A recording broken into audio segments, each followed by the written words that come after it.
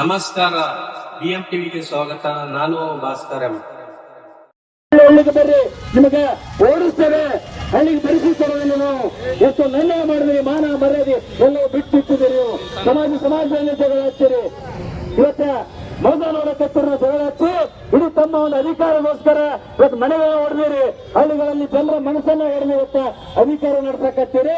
ಇದು ಶಾಶ್ವತದ ಅಧಿಕಾರ. ನಿಮಗೆ ನಾವು ಕೊಟ್ಟಿರ್ತಕ್ಕಂಥ ಭಿಕ್ಷೆ ಇವತ್ತು ನಿಮಗೆ ನಾವು MLA ಆಗಲಿಕ್ಕೆ ಮತ ಭಿಕ್ಷೆಯನ್ನ ಕೊಟ್ಟಿದ್ದೇವೆ. ನಾವು ಅದನ್ನು ಇವತ್ತು ದುರುಪಯೋಗ ಪಡಿಸಿಕೊಂಡು ವಿಧಾನಸೌಧ ಆರಾಮಿ ಕುರ್ಚಿಯಲ್ಲಿ ಇವತ್ತು AC ರೂಮ್ನಲ್ಲಿ ಕುತ್ಕೊಂಡು ಇವತ್ತ ಆರಾಮಿ ಕೋರಿ ಕೆಲಸ ಮಾಡಕತ್ತಿರೋ ನಾಲಾಯಕರು ಇನ್ನು ಬಂದು ನಿಮಗೆ ತಾಕತ್ತಿತ್ತಂದ್ರೆ ಹಳ್ಳಿಗಳಲ್ಲಿ ಮತ ಕೇಳಕ್ಕೆ ನಿಮ್ಮ ತಕ್ಕ ಪಾಠವನ್ನು ನಾವು ಮುಂದಿನ ಚುನಾವಣೆಯಲ್ಲಿ ಕಲಿಸಬೇಕಾಗ್ತದೆ. ಮುಂದಿನ ಒಂದು ಅಹಿತಕರ ಘಟನೆ ಯಾವುದೇ ಒಂದು ಕಾನೂನು ಸುವ್ಯವಸ್ಥೆಯನ್ನು ಕಾಪಾಡಿಕೊಂಡೇ ಹೊಟ್ಟಿದ್ದೇವೆ ಇಲ್ಲಿವರೆಗೂ. ಇವತ್ತಿಗೆ ಒಂದು ತಿಂಗಳಾಯ್ತು. ಇವತ್ತು ಜಿಲ್ಲಾ ಉಸ್ತುವಾರಿ ಸಚಿವರು ಎಲ್ಲಿದ್ದಾರೆ? ಒಂದು ಬಾರಿ ಬಂದವರು ಇದು ಕಡೆ ಮತ್ತೆ ವಾಪಸ್ ನೋಡಿಲ್ಲ. ನೀವು ಸರ್ಕಾರ ಮಟ್ಟದಲ್ಲಿ ಚರ್ಚೆ ಮಾಡಿಲ್ಲ. ನಿಮ್ಗೇನಾದ್ರೂ ಸ್ವಲ್ಪ ಈ ಮಣ್ಣಿನ ಋಣ ತೀರಿಸಬೇಕಾದ್ರೆ, ಈ ಜನರ ಒಂದು ಋಣ ತೀರಿಸಬೇಕಾದ್ರೆ ನೀವು ರಾಜೀನಾಮೆ ಕೊಟ್ಟರು ಎಲ್ಲರೂ. ಇವತ್ತು ಜಿಲ್ಲಾ ಜನರಿಗೆ ಅನ್ಯಾಯ ಆಗ್ತದೆ. ಏನ್ ಮಾಡಕತ್ತೀರಿ ನೀವು? ಯಾವ ಬಗ್ಗೆ ಕೊಟ್ಟಿದ್ರಿ ನೀವು? ಅದಕ್ಕೆ ನಾನು ವಿಜಯಪುರ ಜಿಲ್ಲೆಯ ಸಮಸ್ತ ನಾಗರಿಕ ನಾನು ಕಾಲು ಹಿಡ್ಕೊಂಡು ಕೇಳ್ತೀನಿ. ಹೋರಾಟ ಸಮಿತಿ ಪರವಾಗಿ ಏನು ಕೊಂಡಾಡ್ರಿ. ವಿಜಯಪುರ ಜಿಲ್ಲೆ ಅಂತಂದ್ರೆ ಬಸವಣ್ಣನವರು ನಾಗಿರ್ತಕ್ಕಂಥ ಇದು ಕ್ರಾಂತಿಯ ನಾಡು. 21ನೇ ಶತಮಾನದಲ್ಲಿ ಬಸವಣ್ಣನವರು ಸಮಾನತೆಗಾಗಿ ಕ್ರಾಂತಿ ಮಾಡಿದ್ರು. ಅದೇ 21ನೇ ಶತಮಾನದಲ್ಲಿ ವಿಜಯಪುರ ಜಿಲ್ಲೆಯಲ್ಲಿ ಯಾವಾಗಾದ್ರೂ ಕ್ರಾಂತಿ ನಡೆದಿದ್ದೆ ಆದ್ರೆ ಅದು ಗೌರ್ಮೆಂಟ್ ಮೆಡಿಕಲ್ ಕಾಲೇಜ್ ಸಲುವಾಗಿ ಕ್ರಾಂತಿ ಮಾಡೇ ಮಾಡ್ತವೆ. ಸರ್ಕಾರಕ್ಕೆ ತಕ್ಕ ಪಾಠವನ್ನ ಕೆಲಸ ಮಾಡ್ತೇವೆ ಅಂತಕ್ಕಂಥ ಮಾತನ್ನ ಈ ಸಂದರ್ಭದಲ್ಲಿ ಹೇಳ್ತಾ ವಿಜಯಪುರ ಜಿಲ್ಲೆ ಎಲ್ಲರೂ ಕೊಂಡೇಳುವಂತ ಕೆಲಸ ಆಗಬೇಕು. ಯಾಕಂದ್ರೆ ನಮಗೆ ಅನ್ಯಾಯ ಆಗಿದೆ. ಇವತ್ತು ಎಲ್ಲಿವರೆಗೆ ಶೋಷಣೆ ನಾವು ಕೊಡ್ಕೋಬೇಕು? ಈ ಅನ್ಯಾಯನ ಸಾಕು. ಏನಿವತ್ತು ನಾವು ಅಧಿಕಾರ ಕೊಟ್ಟಿದ್ದೇವಲ್ಲ, ಈ ಎಲ್ಲ ಕಳ್ಳರಿಗೆ ಇವತ್ತು ವಿಧಾನಸೌಧ ರದ್ದು ಓಡಿಸಬೇಕಾಗಿದೆ. ಹೊರಗೆ ವಿಧಾನಸೌಧ ಬಾಗಿಲಾಕಬೇಕ ಅವಶ್ಯಕತೆ ಇಲ್ಲ. ಇವತ್ತು ನೀವು ಖಾಸಗಿ ಕೊಡೋದಾದ್ರೆ ವಿಧಾನಸೌಧವನ್ನು ಬಾಗಿಲು ಹಾಕಿ ಇವತ್ತು ಬಾರಿ ಮಣ್ಣು ಜಾಲಿಗ ವಿಧಾನಸೌಧ ಬಾಗಿಲಿಗೆ ಹಾಕಿತ್ತು. ಅದಕ್ಕೆ ಕೈ ಮುಗಿದು ಹೊರಗೆ ದಯಮಾಡಿ ನಿಮಗೆ. ಯಾಕಂತಂದ್ರೆ ಇವತ್ತು ಜನರು ಇವತ್ತು ನನ್ನ ಮತ ಕೊಟ್ಟಿದ್ದಾರೆ. ಇವತ್ತು ಕುತ್ತಿಗೆ ಕೊಯ್ಯುವಂತ ಕೆಲಸ ಮಾಡಕತ್ತೀರಿ. ಇದು ಎಣ್ಣೆ ದೇವರು ನಿಮಗೆ ಒಳ್ಳೆದನ್ನ ಮಾಡೋದಿಲ್ಲ ಎಂದು ಸಂಶಯ ಮಾಡಂಗಿಲ್ಲ. ಈಗೇನು ಕಾಲ ಮಿಂಚಿಲ್ಲ. ಕೂಡಲೇ 8 ಜನ ಶಾಸಕರು ಮುಖ್ಯಮಂತ್ರಿಗಳಲ್ಲಿ ಹೋಗಿ ನೀವು ಒತ್ತಡ ತರುವಂತ ಕೆಲಸ ಮಾಡಿ ಯಾವುದೇ ಕಾರಣಕ್ಕೂ ಸರ್ಕಾರಿ ವೈದ್ಯಕೀಯ ಮಹಾವಿದ್ಯಾಲಯವನ್ನ ಬಂಡವಾಳಶಾಹಿಗೆ ಮಾರಾಟ ಮಾಡಬೇಡ್ರಿ. ಸರ್ಕಾರಿ ವೈದ್ಯಕೀಯ ಮಹಾವಿದ್ಯಾಲಯ ಸರ್ಕಾರ ಅಸ್ತಿತ್ವ ನಡೆಯಬೇಕಂತಕ್ಕಂಥ ಒತ್ತಡ ತಂದ್ರೆ ಮಾತ್ರ ಈ ಜಿಲ್ಲೆಯಲ್ಲಿ ನಾವು ತಿರುಗಾಡಲಿಕ್ಕೆ ಅವಕಾಶ ಕೊಡ್ತೇವೆ. ಇಲ್ಲದೆ ಇದ್ರೆ ನಿಮ್ಮ ಹಳ್ಳಿಗಳಲ್ಲಿ ಯಾವಾಗ ಬರ್ತಿರೋ ವಿಜಯಪುರ ನಗರದಲ್ಲಿ ಯಾವುದೇ ರಸ್ತೆಯಲ್ಲಿ ತಿರುಗಾಡಿದ್ರು ಕೂಡ ನಿಮ್ಗೆ ಅಲ್ಲಿ ಕಟ್ಟಿ ಹಾಕುವಂತ ಕೆಲಸ ನಾವು ಮಾಡಬೇಕಾಗಿಟ್ಟುಕೊಂಡು ಇನ್ನು ಹೋರಾಟ ಸಮಿತಿಯಿಂದ ನಾವು ಎಚ್ಚರಿಕೆಯನ್ನು ಕೊಡ್ತಾ ಇದ್ದೇವೆ.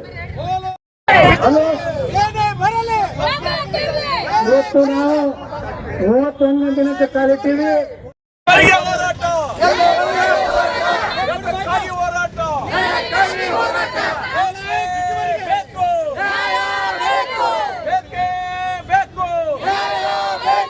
ಮೆಡಿಕಲ್ ಕಾಲೇಜ್ ಕೊಡುವ ರಾಜ್ಯ ಸರ್ಕಾರಕ್ಕೆ, ಸರ್ಕಾರಿ ಆಸ್ಪತ್ರೆಯನ್ನು ಮಾರಾಟ ಮಾಡುವ ರಾಜ್ಯ ಸರ್ಕಾರಕ್ಕೆ, ಜಿಲ್ಲಾ ಆಸ್ಪತ್ರೆಯನ್ನು ಮಾರಾಟ ಮಾಡಲಿಕ್ಕಿಟ್ಟಿರುವಂತಹ ರಾಜ್ಯ ಸರ್ಕಾರಕ್ಕೆ, ಜಿಲ್ಲಾ ಆಸ್ಪತ್ರೆ ಮಾರಾಟ ಮಾಡುತ್ತಿರುವ ರಾಜ್ಯ ಸರ್ಕಾರಕ್ಕೆ, ಮೆಡಿಕಲ್ ಕಾಲೇಜ್ ಕೊಡುವ ರಾಜ್ಯ ಸರ್ಕಾರಕ್ಕೆ, ಬಿಜಾಪುರ ಜಿಲ್ಲೆಗೆ ಮಲತಾಯಿ ಧೋರಣೆ ತೋರಿದ ರಾಜ್ಯ ಸರ್ಕಾರಕ್ಕೆ, ಜಿಲ್ಲೆಗೆ ಅನ್ಯಾಯ ಮಾಡಿದ ರಾಜ್ಯ ಸರ್ಕಾರಕ್ಕೆ ಈ ಕೂಡಲೇ ಸರ್ಕಾರಿ ಮೆಡಿಕಲ್ ಕಾಲೇಜನ್ನು ಪ್ರಾರಂಭಿಸಿ ಕೂಡಲೇ ಸರ್ಕಾರಿ ವೈದ್ಯಕೀಯ ಕಾಲೇಜನ್ನು ಪ್ರಾರಂಭಿಸಿ ಬೇಕೇ ಬೇಕು. ಎಲ್ಲಿಯವರೆಗೆ ಹೋರಾಟ? ಓಕೆ.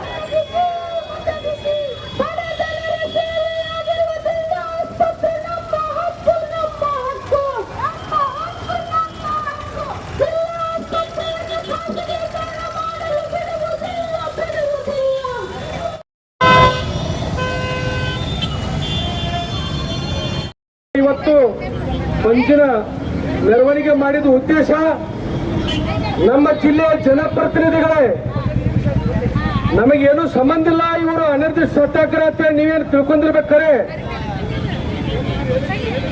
ನಿಮ್ಮನ್ನ ಯಾವ ಕಾಲಕ್ಕೂ ಬಿಡುದಿಲ್ಲ. ನಮ್ಮ ಬಿಜಾಪುರ ಜಿಲ್ಲೆ ಜನರ ಮತಗಳನ್ನು ಪಡೆದುಕೊಂಡ ನಿಮ್ಮ ಸ್ವಾರ್ಥ ಜನಪ್ರತಿನಿಧಿ ಆಗಲಿಕ್ಕೆ ನಿಮ್ಮ ಮತ ಹಾಕಿಲ್ಲ ಯಾರು ಅರ್ಥ ಮಾಡ್ಕೊಳ್ಳಿ. ಸರ್ಕಾರಿ ವೈದ್ಯಕೀಯ ಕಾಲೇಜು ನಮ್ಮೆಲ್ಲರ ಕಾಲೇಜು, ಸರ್ಕಾರಿ ವೈದ್ಯಕೀಯ ಆಸ್ಪತ್ರೆ ನಮ್ಮೆಲ್ಲರ ಆಸ್ಪತ್ರೆ, 150 ಎಕರೆ ನಮ್ಮ ಬಿಜಾಪುರ ಜಿಲ್ಲೆ ಎಲ್ಲ ಜನರದ್ದು ಅರಿವು ಇಟ್ಟುಕೊಂಡು ನೀವು ಜನರ ಬಗ್ಗೆ ಕಾಳಜಿ ವಹಿಸಿ ನಿಸ್ವಾರ್ಥ ಸೇವೆ ಸಲ್ಲಿಸಲಿಕ್ಕೆ ತಮಗೆ ಎಲ್ಲರೂ ಮತ ಹಾಕಿದ್ದು.